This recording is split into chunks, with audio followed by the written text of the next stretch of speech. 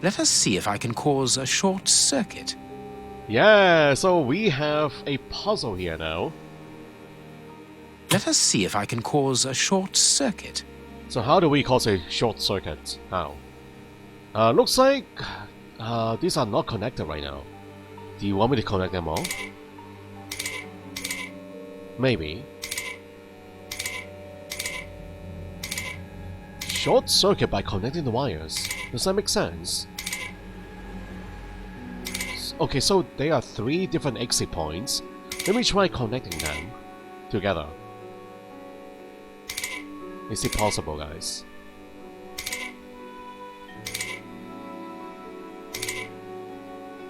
Let's go this way then. Okay, that is connected now. But nothing is happening, so...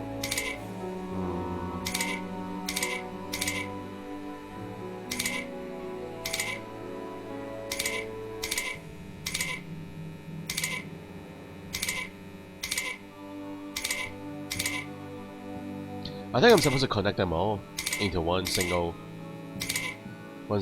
pathway. So this one has to be like this. It has to go down. Oh, like that. I think we got it. It's connected now. They're all connected. So we turn the switch on. There we are. It is simplicity itself. It's done. Oh, that's just too bad. Get out quickly, Watson. I'm going to hide here. Close the panel. The way is clear. That is a quick hiding spot, guys. Wow. Alright, here we go, guys. Let's go, Watson. Yeah. Farley's office. It's a big one, isn't it? So this is the secretary's desk. This little area here out front. The ribbon is missing from this machine. She took the ribbon along. A makeup case with a good brush. Makeup brush. Someone has written something on a sheet of paper. There are traces of it remaining. Just use a brush. I must look more attentively. There are words over there, I must guys. look more attentively. Okay. Right there. I can make out the marks, but I need something to bring them to light. Use a makeup brush. I must look more attentively. Maybe it doesn't have powder on it. Hold on. Where is the powder? It's only the brush.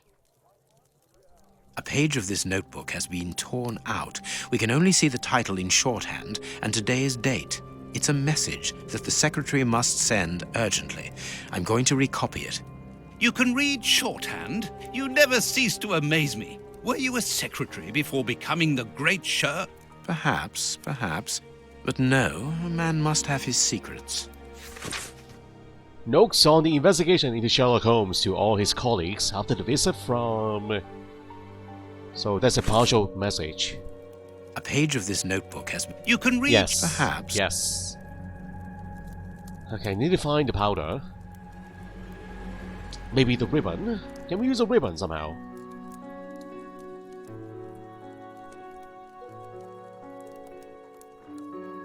Trash can. The secretary has just changed the typewriter ribbon. There are smudges of dark blue ink. Ooh, use that brush on it, guys. Can you get some ink from the ribbon?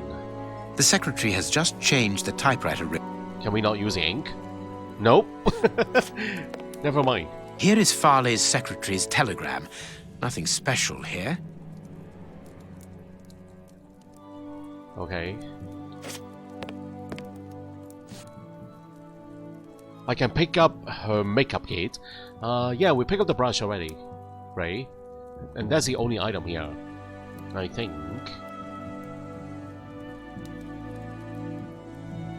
Okay, let's go look into the office, Farley's office.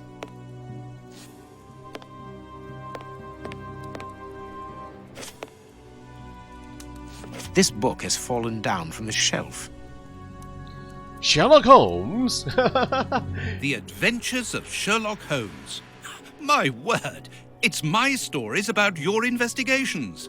A real investigative reporter must have read them, my dear Watson. So he has done his homework, huh? And yet he still slander me in all those articles. My adventures have fallen from this shelf. Ouch, shall we put it back? Put it back where it belongs. The Queen.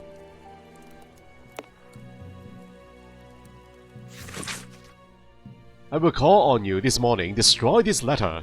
Receive it urgently. Your revelations regarding our man's true schemes are incredibly surprise. A Machiavellianism of the sorts. This paper only just escaped the flames. But who is this note about? And who wrote it? I will deal with it later. Who wrote it? I don't know. Maybe not Farley. Someone else? This armchair is out of place. It is weird, huh? It's almost like he is watching the window of what's happening outside. But isn't that a little bit too far away from the window? This ashtray is worth examining. Ash? I can use a paintbrush. This ash comes from an ordinary, well-known brand of cigarettes. Yes. It is still warm. Okay, we got the dirty brush now.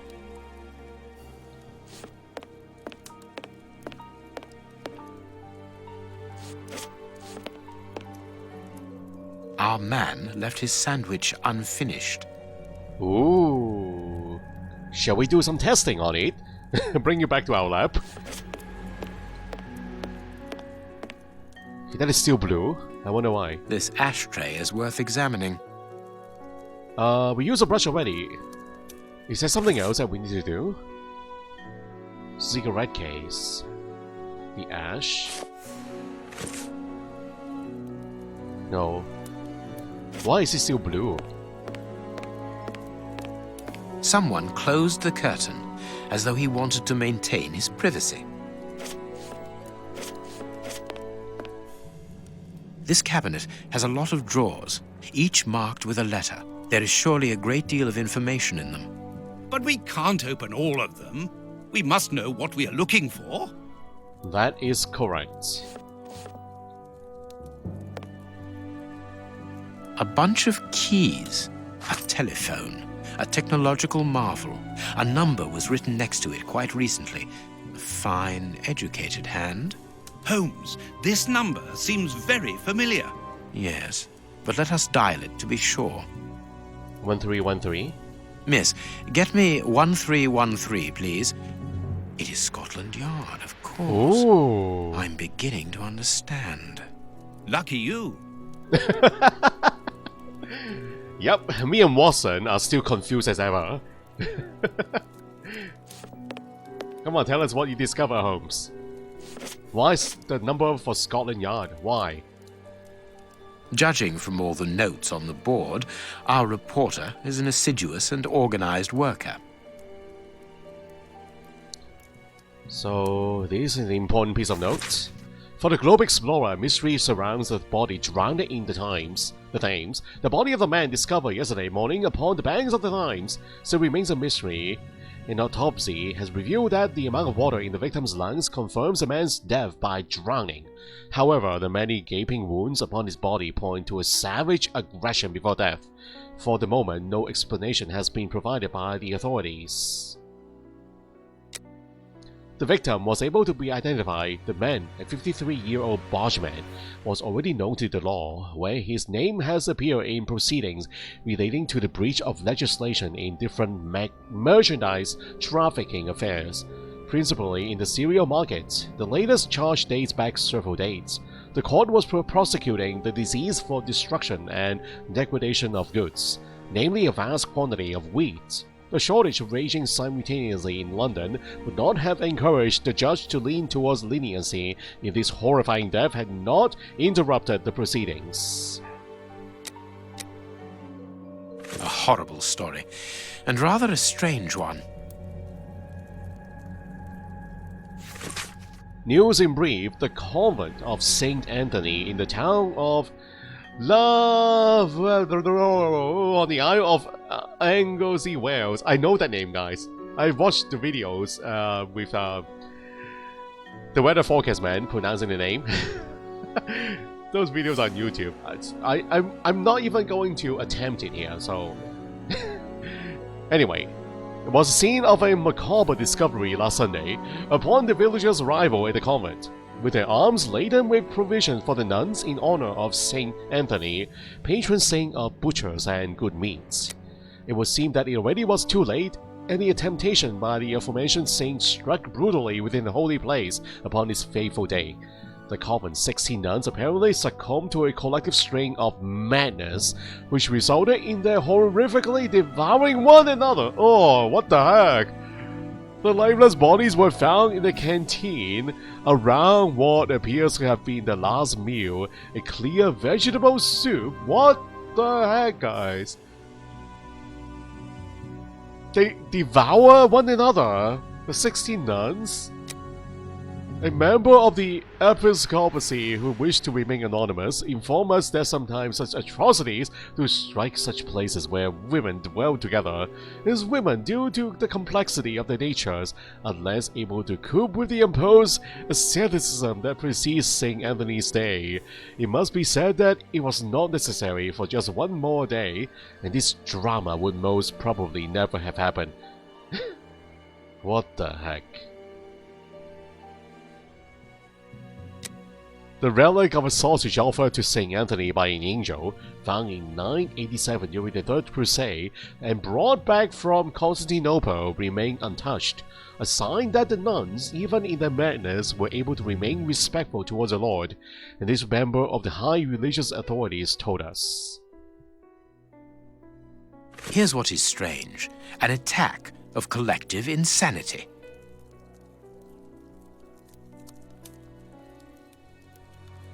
And I believe those are the articles. Ooh, a picture. Who is this supposed to be? Photo of Prince Woodville. Okay. A photograph of Prince Woodville. Farley is evidently also interested in this affair.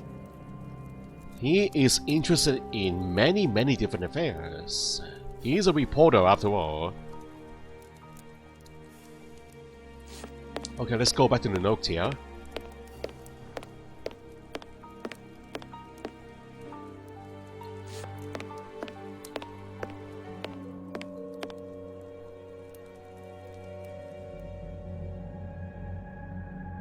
We got the ash. I understand what you want to do. It's an old trick. And now the brush. A message. Holmes, follow up. Prepare life. I can see what has been written. Please write it down. Very well, Holmes. Prepare file, guys. Follow Holmes. Prepare elements bio. DF. What is DF? Okay. A page of this notebook has been torn out. You can read perhaps. Okay, no. We don't need to do that again.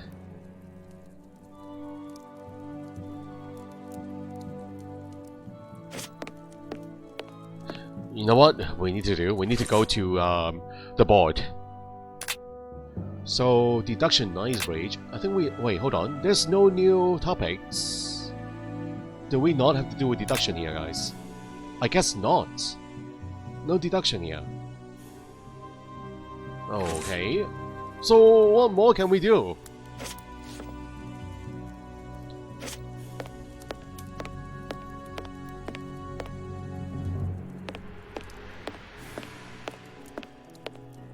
Oh, the cabinet. I wonder which drawer the secretary was interested in. Holmes? Sherlock Holmes. I can't do that. Use the keys, guys. The Holmes and the Prince. I can't do that. The Prince. I can't do that. What is his name again? I can't do that. Let me just try every single one. The DF drawer. Of course. Oh. The one in the message that we deciphered from the secretary's desk blotter. Okay. There are a lot of cards. How to find the right one? Just look at them all. Postcard. No, it is unnecessary. No, it is unnecessary. No, it is unnecessary. I can't do that. No, it is unnecessary. The postcard? No, it is. Okay. No, it. Okay, I can't do that. No, No, I can't do that. I can't do that. That one? This one? These blue stains come from an old typewriter ribbon. Oh. This card has been removed recently. Ah, cause she was changing the battery. Not battery, but the ink. She was not changing batteries, guys. It's the ink. Prince Woodville, closely related to the royal family, recently permitted to legally use the title of Prince after an investigation by a committee of experts and representatives of the royal line, highly regarded among the common people involved in charitable and philanthropic actions, distribution of soup to the needy in the Whitechapel area, financing a campaign for medical treatment, and distribution of blankets. So he's a good guy. He's a good prince. He describes himself as popular, but his critics prefer the term populist. Intelligent and cultivated, but some abrupt changes of mood have been observed when replying to journalists' tactless questions. Well, that's not his problem then. This card has got grease marks on it. The reporter made them. Apparently, he's making inquiries about Prince Woodville, too. But where do you come into all this? Look, if we pull the curtain a little, we can see out into the street. Can we see the soup kitchen? Maybe the prince is there. Someone closed the curtain, as though he wanted to maintain his privacy. I thought we need to open it. Do we not need to open the curtains? Oh, no? No opening the curtains. Why not? Alright, anything else in blue? There is still the ashtray. I don't know why this remains in blue. This ashtray is worth examining. What is so special about the ashtray? We took the ash away already. So I don't see why we need to do something to this now. I think we're done. 6 cents. Oh, the cigar! I did not click on the cigar, my bad. This cigar is of a fine quality. It must be very expensive and difficult to obtain. And it is not even finished. What a waste. I think we are done. This ashtray is worth Okay, hold on. Right there. The cigar end is still hot. Farley was not alone when we arrived at his secretary's office. You're thinking of the owner of the cigar. Yes, the reporter smokes ordinary cigarettes. Can you smell the subtle scent of gingerbread? That is the characteristic odor of a Habano Clarissimo. Our mysterious visitor is a rich man, Watson. This category of Havanas is exorbitant, and I cannot imagine a cigar lover crushing out such a marvelous smoke before finishing it. Since we saw no one leaving the building, that must point to a secret exit somewhere. How are we going to find it?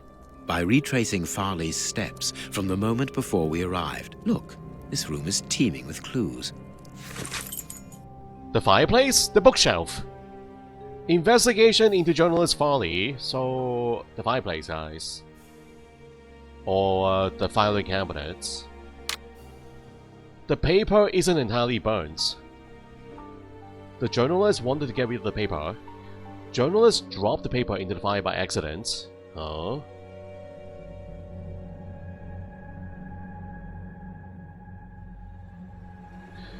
Obviously, number 6. The journalist threw this paper into the fire without making sure that it burned entirely. I think. The journalist looked at a card in the cupboard. The journalist stood with his back to the window. Looked out the window.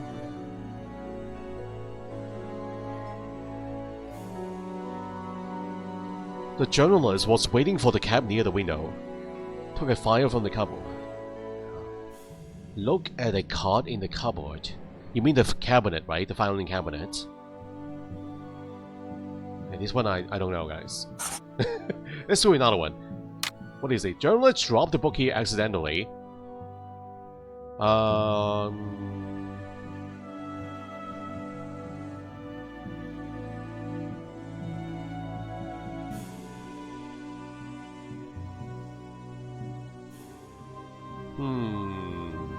don't know. So why was he reading the book? is not number 1. Maybe he dropped it on purpose, guys. It is possible. He knows that we are going to investigate the case. We are going to break into his room. Okay, skip. Let's do another one. The armchair is in the wrong place.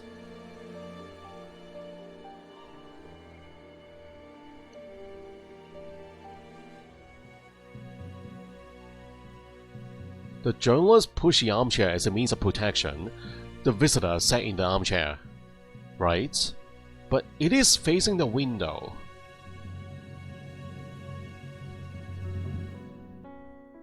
It's not 1, it's not 2. To get something from underneath, maybe... Wait, hold on. The passageway is underneath the chair? The secret exit?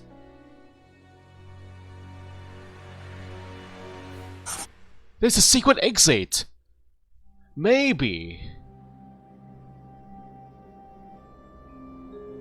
Oh, I don't know, guys. This is really tough. There's a cigar in the ashes from the ashtray. We know the visitor smoked a cigar. Here for a long time, no. Sat opposite the journalist. They got to uncover woman's perfume. Journalists like the smell of cigars. The journalist visitor smoked a cigar.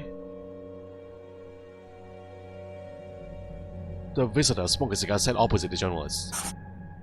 No.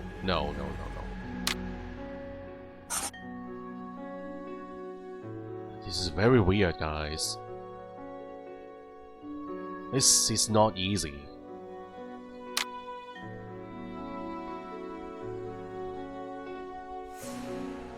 Can we actually figure all this out just by looking at all the evidence inside this office? Only Holmes can do this. I'm not as good as Holmes, so I'm very confused here, guys.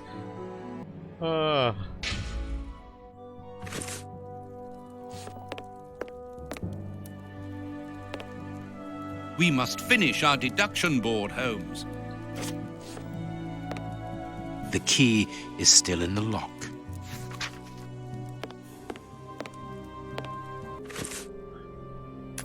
Four is more likely for the book. Detective, assassin.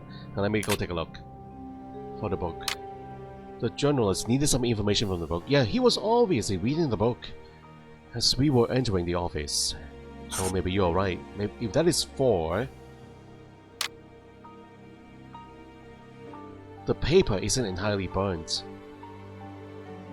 He deliberately threw the paper. So what is the difference between 4 and 6?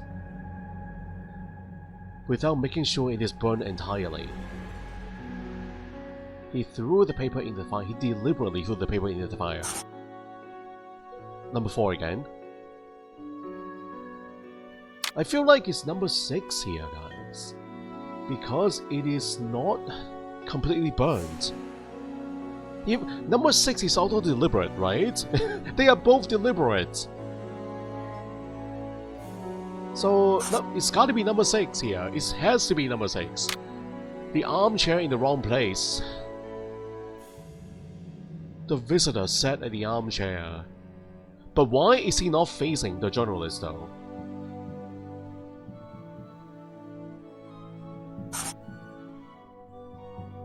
Oh, wait. Those arrows? Wait, hold on, guys. Wait, number 3 is correct. They are arrows now. See? So number 3 is the correct one. The visitor sat in the armchair. There are arrows pointing to number 4 and number 4. So those are the correct ones. They are connected. So if I change this to a different number, what is going on here? So number 3 points to number 4. The book is not from the book. It is from the bookcase. It has to be from the bookcase. So 1, 2, 4. Whoa, what the heck is this? Number 5. What is number 5? The journalist accidentally dropped a book from the bookcase. That is the right one.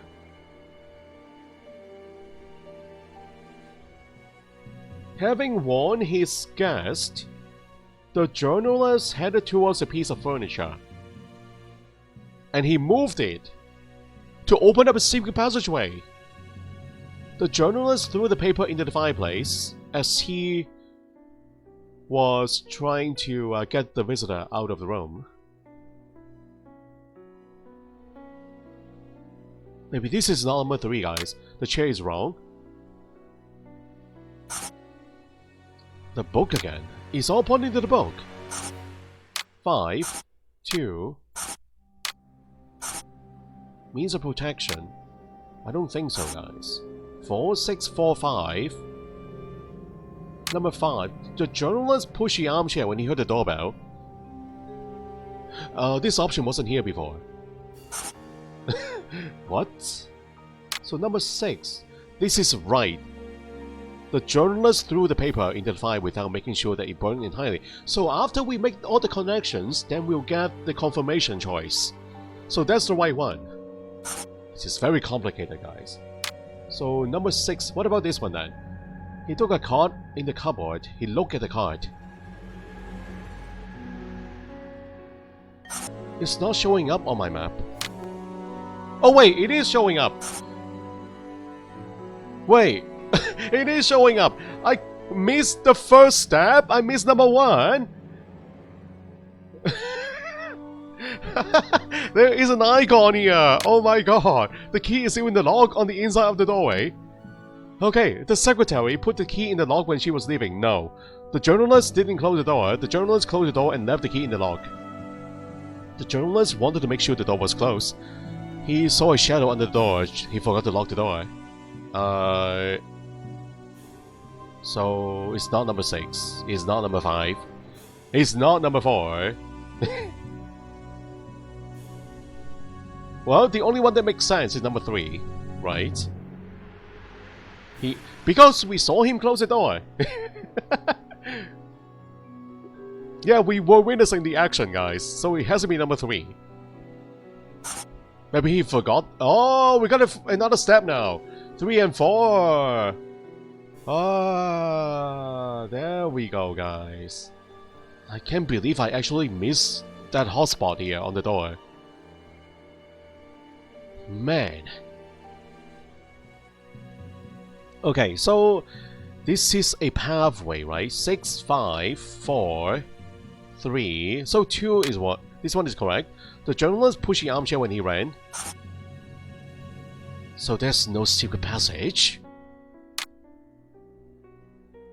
So this one is number 1. It is 1 number per hotspot. 1, 2, 3, 4, 5, 6. Farley consulted a card while he ate, which was given to him by his secretary just before she changed the ribbon on her typewriter. The reporter's greasy fingerprints are all over the card. When he went to file it away, he glanced automatically out of the window and saw us in the street. He closed the filing cabinet and rushed to lock his office door. In his haste, he pushed his chair aside, but didn't think to return it to its place. Precisely. He then hurried to tell his visitor of our arrival and showed him the way out. He then threw a piece of paper into the fireplace. But we still don't know how the cigar-smoking visitor departed. The answer lies in the direction the reporter took, Watson. At a certain moment, he would have been in a place where he had no logical reason to be. Look at our deduction board, and then let us go to the place where the reporter should not be. So there's gotta be a secret passage then. The fireplace? Deduction board, okay. Okay, thank you for your help, Detective Assassin. Thank you for looking at the guy. Oh, I can't believe I actually missed the number 1 hotspot, the doorway, inside the deduction board. I thought all the things are grouped in that area, guys. I can't believe I missed this one. So we look at this again. So there is a single area where our journalist friend is not supposed to be, or was not supposed to be. Like... okay, hold on. Journalist saw Sherlock through the window, ran to the doorway and locked it. He warned the visitor of the arrival. So it's gotta be the cabinet then. It has to be the cabinet. Perfect. Yeah! I said it all along. There's a secret passage behind the cabinet. And that's why the book fell onto the ground. Because he was opening up the passageway. Yes, Watson. In his haste, Farley dropped this book, taking it from the shelf. Let's search this place. Aha!